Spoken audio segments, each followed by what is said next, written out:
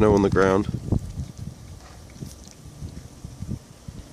And what do you do with your ducks when there's snow on the ground? Now, I've heard that you can just let them run around in the snow.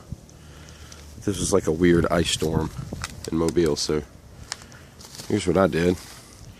Just took my shed and converted it into this little thing here.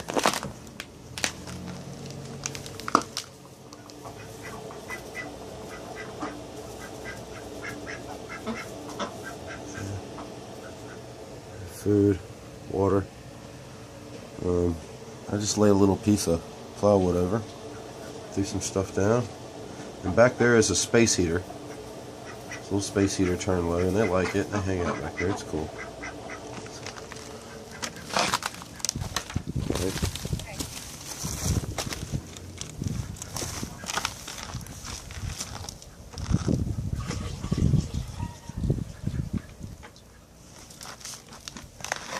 All right.